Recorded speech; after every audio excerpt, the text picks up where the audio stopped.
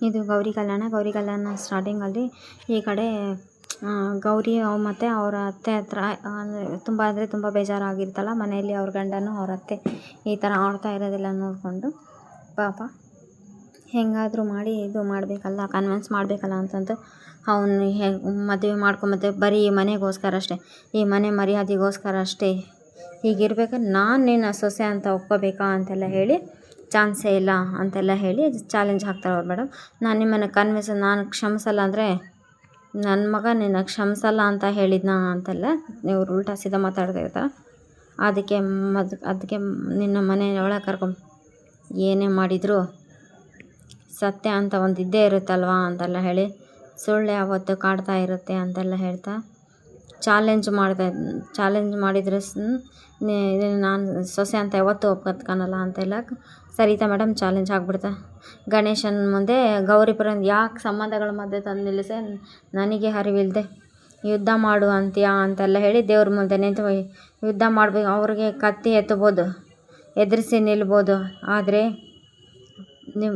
ಒಂದೇ ಕುಟುಂಬದಲ್ಲಿ ಯುದ್ಧ ಮಾಡು ಅಂದರೆ ಹೇಗೆ ಶಿವ ದೇವ್ರ ಮುಂದೆ ನನ್ನ ಅಸ್ತಿತ್ವಕ್ಕಾಗಿ, ನನ್ನ ನ್ಯಾಯಕ್ಕಾಗಿ ನಾನು ಸ್ವಲ್ಪ ಧ್ವನಿ ಎತ್ತಿದರೆ ಅದನ್ನು ಈ ಜಗತ್ತನ್ನು ಪೊಗುರು ಅಂತ ತೋರಿಸ್ತಾರ ಅಂತೆಲ್ಲ ಹೇಳಿ, ಆದರೆ ಅದು ಪೊಗರಲ್ಲ ಅಂತೆಲ್ಲ ಹೇಳಿ, ಒಂದು ಸ್ವಾಭಿಮಾನ ಅಂತೆಲ್ಲ ಹೇಳಿ, ನಿನಗೂ ಗೊತ್ತಲ್ಲ ಶಿವ ಅಂತೆಲ್ಲ ಹೇಳಿದರೆ ಆಗಿದ್ದಾಗ ನೀನು ಯಾಕೆ ಆ ಸತ್ಯನ ಬಿಡಿಸಿ ಹೇಳ್ತಾ ಇಲ್ಲ ಅಂತೆಲ್ಲ ಹೇಳಿ, ಯಾಕೆ ಅಂತೆಲ್ಲ ಹೇಳ್ದೆ ಎಲ್ಲರ ಕಣ್ಣಿಗೂ ನನ್ನ ವಿಲನ್ ಥರ ತೋರಿಸ್ತಾ ಇದೆಯಾ ಅಂತ ದೇವ್ರ ಮುಂದೆ ನನ್ನ ಗಂಡ ಕೆಟ್ಟವನಲ್ಲ ಶಿವ, ಅವರು ತುಂಬ ಒಳ್ಳೆಯರು ಅಂತೆಲ್ಲ ಹೇಳಿ ಶಿವನ ಮುಂದೆ ಪಾಪ ಇವತ್ತು ಹೆತ್ತ ತಾಯಿ ಕಟ್ಕೊಂಡು ಮಧ್ಯದಲ್ಲಿ ಸಿಕ್ಕಾಕೊಂಡು ಒದ್ದಾಡ್ತಾ ಇದ್ದಾರ ಅಂತೆಲ್ಲ ಹೇಳಿ ದೇವ್ರ ಹತ್ರ ಪ್ರಾರ್ಥನೆ.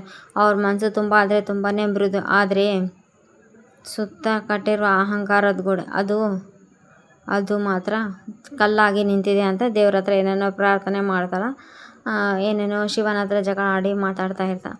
ಇದೇ ಟೈಮಿಗೆ ದೇವ್ರ ಹತ್ರ ಕೈ ಮುಗ್ದು ಅಷ್ಟೇ ಸಾಕು, ನನಗೆ ಎಷ್ಟೇ ಕಷ್ಟ ಕೊಡು ಹೆದರಿಸೋದಷ್ಟು ತಾಳ್ಮೆ ಧೈರ್ಯ ಕೊಡು ಅಂದು ಈ ಕಡೆ ವಿವೇಕ್ ಎದ್ದು ಬ್ಯಾಂಡೇಜ್ ಬಿಸ್ತಾ ಇರ್ತಾನೆ. ರೀ ಏನು ಮಾಡ್ತಾ ಇದ್ದೀರಾ ಅಂತ ಗೌರಿ ಏಯ್ ಡೋಂಟ್ ಟಚ್ ಮೀ ಅಂತೆಲ್ಲ ಹೇಳಿ ವಿವೇಕ್ ಕೈಗಾರ ಗಾಯ, ನೀನು ಕಟ್ಟಿರೋ ಬ್ಯಾಂಡೇಜ್ ನನಗೆ ಉಸಿರು ಕಟ್ತಾ ಇದೆ ಅಂತೆಲ್ಲ ಹೇಳಿ ಬ್ಯಾಂಡೇಜ್ ಬಿಚ್ಚಿಬಿಡ್ತಾರ.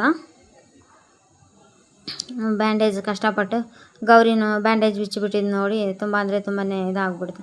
ಬ್ಯಾಂಡೇಜ್ ಕಿತ್ತಿ ಬಿಸಾಕ್ಬಿಡ್ತಾರೆ ಅವರು. ಬ್ಯಾಂಡೇಜ್ ಕಿತ್ತಿ ಬಿಸಾಕಿ, ಆದರೆ ಗಾಯಕ ನನ್ನ ಮೇಲಿರೋ ಕೋಪ ಅಲ್ಲ ರೀ, ಮತ್ತೆ ಎಲ್ಲ ವಿಚಾರಗಳನ್ನ ನೆನಪು ಮಾಡಿ ನಿಮ್ಮ ಮನಸ್ಸು ಉದ್ದೇಶ ನನಗಿಲ್ಲ ಅಂತೆಲ್ಲ ಹೇಳಿ, ಸರಿ ಅಂತೆಲ್ಲ ನಿಮ್ಮ ಹತ್ರ ವಿಷಯ ಮಾತಾಡಬೇಕಿತ್ತು ಅಂತೆಲ್ಲ ಹೇಳ್ದೆ. ನಿನ್ನೆ ರಾತ್ರಿ ಅಷ್ಟು ದೊಡ್ಡವರಾದ ಅಂತಾದರೂ ಕೂಡ ನಾನು ತವ್ರ ಸಹಾಯ ಮಾಡೋದಕ್ಕೆ ಅಲ್ವಾ ಹೋಗಿದ್ದೆ. ನನ್ನ ಮನೆಯಲ್ಲಿ ಏನೋ ಕೆಲಸ ಬಾಕಿದೆ, ಅದನ್ನು ನನ್ನ ಕೈಯಾರ ಪೂರ್ತಿ ಮುಗಿಸ್ಕೊಡ್ತೀನಿ ಮಾತು ಕೊಟ್ಟಿದ್ದೀನಿ ಅಂತೆಲ್ಲ ಹೇಳಿ ಆ ಕೆಲಸನ ಅರ್ಧಕ್ಕೆ ಬಿಟ್ಟರೆ ಅವ್ರ ನಂಬಿಕೆ ಸುಳ್ಳಾಗುತ್ತೆ ಅಂತೆಲ್ಲ ಹೇಳಿದಾಗ ವಿವೇಕ್ಗೆ ಫೋನ್ ಬರ್ತಾನೆ. ವಿವೇಕ್ ಮಾತ್ರ ಏನು ಮಾತಾಡಿ ಅಂತೆಲ್ಲ ಹೇಳಿ ಏನು ಮಾತಾಡ, ಅದಕ್ಕೆ ಅಲ್ಲಿದ್ದ ಗೌರಿ ಹೊರಗಡೆ ಬಂದು ಅಲ್ಲಿ ಅಜ್ಜಿ ತಾತ ಹಾಲೊಳಗೆ ಕುಂತಿರ್ತಾರೆ. ಅಜ್ಜಿ ತಾತನ ಮುಂದೆ ತಾತ ಅಂತೆಲ್ಲ ಹೇಳಿದಾಗ ಏನು ಮಗು ಗಣೇಶನ ಹಬ್ಬ ಹತ್ತಿರ ಬರ್ತಾ ಇದೆ, ವಿಗ್ರಹಗಳನ್ನ ನಾನು ಪೇಂಟ್ ಮಾಡಿದ್ರೆ ಚೆನ್ನಾಗಿರುತ್ತೆ ಅಂತ ಅಪ್ಪನಿಗೆ ಕಾಂಟ್ರಾಕ್ಟ್ ಕೊಟ್ಟಿದ್ದಾರೆ ಅವರು ಅಂತೆಲ್ಲ ಹೇಳ್ತಾ ಇರ್ಬೇಕಾದ್ರೆ ಸರಿತಾ ನಿಂತ್ಕೊಂಡು ನೋಡಿ, ಇದನ್ನ ಮಧ್ಯದಲ್ಲಿ ನಿಲ್ಲಿಸಿ ಅದು ತಪ್ಪಾಗುತ್ತೆ ಅಲ್ವಾ, ಆದಾಯನೂ ನಿಲ್ಲುತ್ತೆ ಅಂತ, ಕಾಂಟ್ರಾಕ್ಟ್ ಕೊಟ್ಟವ್ರಿಗೂ ನಷ್ಟ, ಅಪ್ಪನಿಗೆ ಅವಮಾನ ಆಗುತ್ತೆ ಅಂತೆಲ್ಲ ಹೇಳಿ ಮಾತಾಡ್ತಾ ಇರ್ಬೇಕಾದ್ರೆ ಕಷ್ಟದಲ್ಲಿರೋ ಅಪ್ಪನಿಗೆ ಸಹಾಯ ಮಾಡಿಲ್ಲ ಸಂಕಟ ನನಗೆ. ಸರಿತಾ, ಚಂಚಲ ಮತ್ತು ಎಲ್ಲರೂ ಶಾಕ್ ಆಗಿ ನೋಡ್ತಾ ಇರ್ತಾರೆ. ಕಷ್ಟದಲ್ಲಿರೋ ಅಪ್ಪನಿಗೆ ಸಹಾಯ ಮಾಡಿಲ್ಲ, ನನಗೆ ಜೀವನ ಪೂರ್ತಿ ಅದಕ್ಕೆ ನೀವು ಅನುಮತಿ ಕೊಟ್ಟರೆ ನಾನು ಕೆಲಸ ಮುಗಿಸ್ಕೊಂಬರ್ತೀನಿ ಅಂತೆಲ್ಲ ಹೇಳಿ ಪರ್ಮಿಷನ್ ಕೇಳಿದಾಗ ಚಂಚಲ ಫುಲ್ ಬೆಂಕಿ ಹಚ್ಬೇಕು ಇವಾಗ ಅಂತ, ಈಗ ಶುರು ಆಯ್ತು ನೋಡು ಅಂತ ಅಸಲಿ ಡ್ರಾಮಾ ಅಂತೆಲ್ಲ ಹೇಳಿ, ಗೊತ್ತಾದ ಮೇಲೆ ಕೂಡ ನೀನು ಯಾಕೆ ಹೋಗ್ತಾ ಇದೆಯಾ ಅಂತೆಲ್ಲ ಹೇಳಿ ಅವರ ಮೋನಿಕಾ ಜಗಳ ಆಡ್ತಾ. ಮೋನಿಕಾ, ನಿನಗೇನು ಹುಚ್ಚ ಅಂತ, ಆ ಮಣ್ಣಲ್ಲಿ ಒಳಗೆ ನಾನು ಪರ್ಮಿಷನ್ ಕೇಳಿದ್ದು ತಾತನ ಮನೆಯವ್ರು ದೊಡ್ಡವ್ರನ್ನ ತಂಗಿರೋ ತಾತ, ನಿನ್ನ ಹತ್ರ ಅಲ್ಲಕ್ಕ ಅಂತೆಲ್ಲ ಹೇಳ್ತಾಳೆ. ಜನ್ಮ ಕೊಟ್ಟವ್ರ ಜೀವನ ಹಾಳಾದ್ರೂ ಪರವಾಗಿಲ್ಲ, ಹೆತ್ತವ್ರನ್ನ ಬೀದಿಯಲ್ಲಿ ಹರಾಜು ಹಾಕಿದ್ರು ಮೆರಿಬೇಕು, ನಿನ್ನ ನೋಡಿ ಬದುಕೋಕ್ಕೆ ನಂಗೆ ಬರಲ್ಲ ಅಂತ ಅವರು. ಅದೇ ಅಪ್ಪ ಅಮ್ಮ ದೊಡ್ಡ ಶ್ರೀಮಂತರಾಗಿದ್ದು ನಾನೇನು ಜನ್ಮ ಕೊಡು ಅಂತ ಕೇಳಿದೆ, ಈಗ ಕೊಟ್ಟಿರೋ ತಪ್ಪಿಗೆ ಆ ಆಸ್ತಿಗೂ ನನಗೆ ಕತ್ತು ಪಡ್ಕೋ ಮನಸ್ಥಿತಿ ಅವಳು ನೀನು ಅಂತ ಆದರೆ ನಾನು ಆಗಲ್ಲ, ಏ ಗೌರಿ ಬಾಯಿ ಮುಚ್ಚಾಕ ಅಂತೆಲ್ಲ ಹೇಳಿ ಇವರಿಬ್ಬರು ಮತ್ತು ಅಪ್ಪ ಅಮ್ಮ ತಂಗಿನ ಮರ್ತಿರೋದು ನಾನು ನನಗೂ ಒಬ್ಬಳು ಅಕ್ಕನ ಮರ್ತು ಬಿಟ್ರೆ ನೀನು ಒಂದು ಕ್ಷಣನೂ ಇರಲ್ಲ ನೋಡು, ಅಷ್ಟೇ ನೆನಪಿರಲಿ ಅಂತೆಲ್ಲ ಹೇಳಿ ಮೋನಿಗಾಗ ಆವಾಜ್ ಆಗ್ಬಿಡ್ತಾಳೆ. ತಾತ ಅಜ್ಜಿ ಸುಮ್ಮನೆ ಇರ್ತಾರೆ, ಅವ್ರು ನೋಡಿ ಏನು ಮಾತಾಡಲ್ಲ.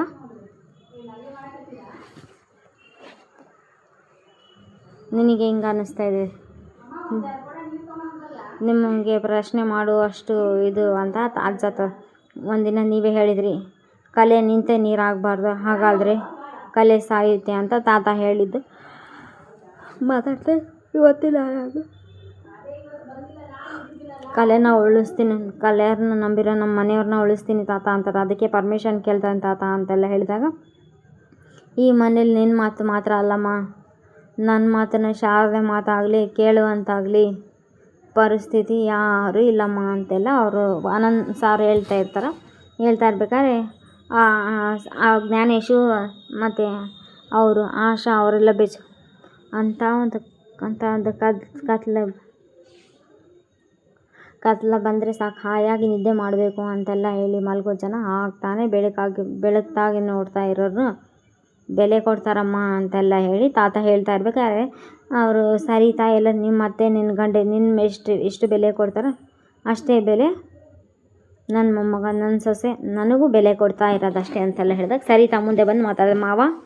ಅದೇ ಸರಿತಾ ಮುಂದೆ ಬಂದಾಗ ಈ ಕಡೆ ಗೌರಿ ಇದೆ, ಯಾಕೆ ನೀವು ಏನಮ್ಮ ಅಂತಾರೆ, ನಾನೇನಾದ್ರು ತಪ್ಪು ಮಾಡಿದ್ನಾ, ನಿನ್ನ ಸ್ವಾಭಿಮಾನಕ್ಕೆ ಧಕ್ಕೆ ಬರಂಗೆ ಏನಾದರೂ ಮಾತಾಡಿದ ಅಂತೆಲ್ಲ ಸರಿತಾಗ ಪ್ರಶ್ನೆ. ನಿಮ್ಮ ಮಾವ ಹೇಳಿದ್ರಲ್ಲಿ ತಪ್ಪೇನಿದೆ ಸರಿತಾ ಅಂತೆಲ್ಲ ಹೇಳಿ ಅವರು ಶಾರದಾ ಮೇಡಮ್ ಅವರು ಕೃಷ್ಣ, ನಾನು ಇವರು ಇಲ್ಲ ಅಂದಿದ್ರೆ ಈ ಮನೆ ಅಸ್ತಿತ್ವ ನಾನು ನಿಮ್ಮ ಮಾವ ಈ ಮನೆಗೆ ಮೊದಲನೇ ಸೊಸೆ ಆಗಿ ಬಂದಿರೋದು ನಾನು ಅಂತೆಲ್ಲ ಹೇಳ್ತಾರೆ.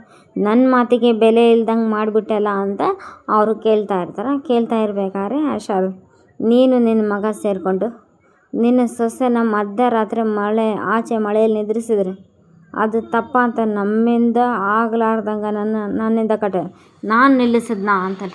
ವಿವೇಕ್ ತಾನೇ ನಿಲ್ಲಿಸಿದ್ದು, ವಿವೇಕ್ ಯಾರು ಅಂತ ಪ್ರಶ್ನೆ ಕೇಳ್ದೆ, ನಿನ್ನ ಮಗ ತಾನೇ ಅಂತ ಅಮ್ಮಮ್ಮ ಪ್ರಶ್ನೆ ಕೇಳ್ದೆ. ಅವನೇನೋ ಆವೇಶ ಅನ್ಕೊಳೋಣ, ನಿನಗೇನಾಗಿತ್ತು ಅಂತೆಲ್ಲ ಹೇಳಿ ಅವರು ಸರಿತಾ ಮೇಡಮ್ ಹತ್ರ ಜಗಳ ಮಾಡ್ತಾರೆ. ಸರಿ ಹೋಗು, ನಿನ್ನ ಮಗನ ತಪ್ಪನ್ನು ಕೂಡ ಸರಿ ಅನಿಸುತ್ತಾ, ಆದರೆ ನಿನ್ನ ಮಗ ನಿನ್ನ ಮನಸ್ಸು ಬಯಸ್ತಾ ಇತ್ತು ಅರ್ಥ ಅಂತ ಯಾವ ವಿಚಾರ ಅಷ್ಟು ಆ ವಿಚಾರಕ್ಕೆ ಆಟ ಆಡಿದೆ ಇವ್ರು ತವ್ರ ಮನೆಗೆ ಹೋಗ್ತೀನಿ ಅಂತ. ಇದು ನಿಮ್ಮ ಪ್ರಕಾರ ತಪ್ಪಲ್ವಾ? ಇಲ್ಲ ತಪ್ಪಲ್ಲ ಅಂತ ಕಾಣಿಸ್ತಾ ಇಲ್ಲ ಅಂತ ಅಮ್ಮಮ್ಮ ಯಾಕಂತ ತಪ್ಪೇ ಅಲ್ಲ ಅಂತೆಲ್ಲ ಹೇಳಿ ಆ ಅಜ್ಜಿ ಸಮರ್ಥಿಸ್ಕೊಂಡಾಗ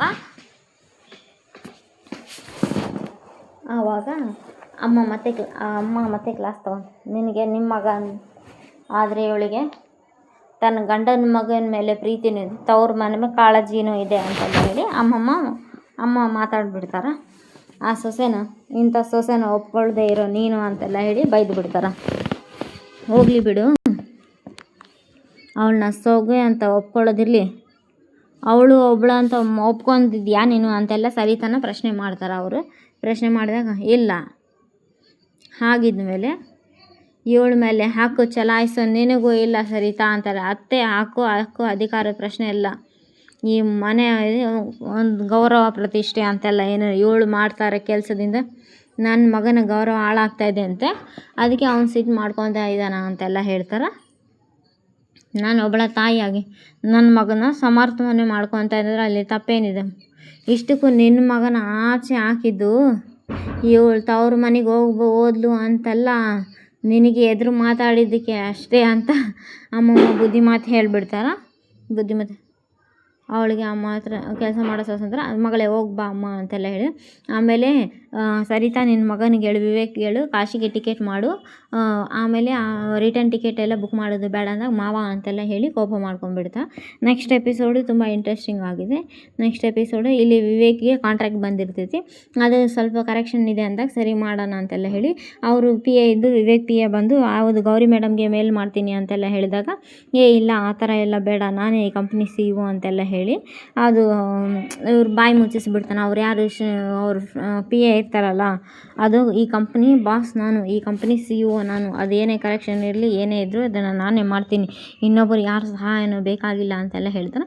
ಆವಾಗ ಮತ್ತೆ ಏನಾಗುತ್ತೆ, ಮತ್ತೆ ಗೌರಿ ಹೆಲ್ಪ್ ಕೇಳ್ತಾರೋ ಕೇಳೋದಿಲ್ಲ ನೋಡಬೇಕು. ನಾಳೆ ಎಪಿಸೋಡ್ ಇನ್ನೂ ಇಂಟ್ರೆಸ್ಟಿಂಗ್ ಆಗಿದೆ, ಚೆನ್ನಾಗಿದೆ ನಾಳೆ episode. Please like, share, comment, subscribe. Thanks for watching my channel. ಇಲ್ಲಿ ಇವರು ಚಂಚಲಮಗೂ ಡ್ರಾಮಾ ನೋಡೋಕ್ಕೆ ತುಂಬ ಕ್ಯೂರಿಯಸ್